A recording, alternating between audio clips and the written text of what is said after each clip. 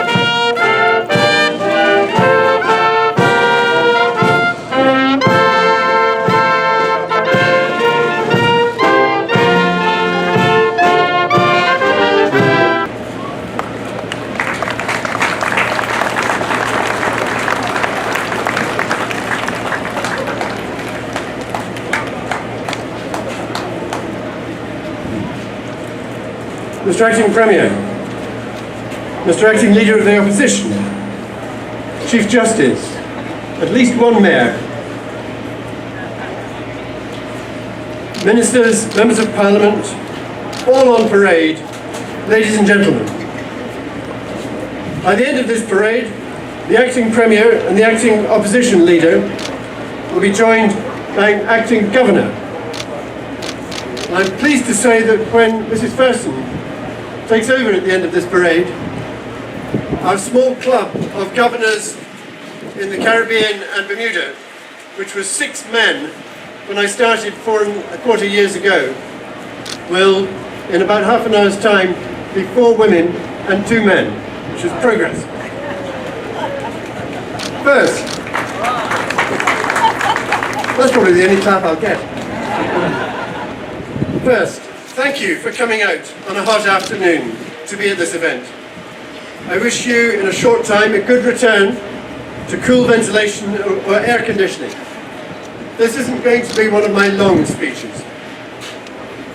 When I arrived 4½ years ago, I spoke of my hopes of a community that would increasingly come together, that would achieve economic recovery, and that would see a reduction in gang violence, especially through greater working together across agencies and the wider community. There has indeed been progress in all of these areas. In each of them, less progress than everyone would wish, but still progress. And here in Dockyard, with the growing excitement and visible investment for next year's America's Cup, there is a tangible sign of one of the big levers for making much more progress on all 3 of these objectives and others. There's a real opportunity to plan, not just for 2017, when I know the America's Cup will be a dramatic success, but to lead out into wider benefits right across the community. Bermuda has an enormous amount going for it. I've worked with 2 successive Bermuda governments since I arrived.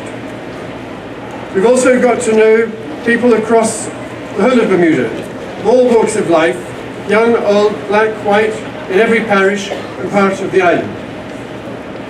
We've been through some very happy times and some terribly sad times. We shall treasure Bermuda, our memories of it and of its people, forever.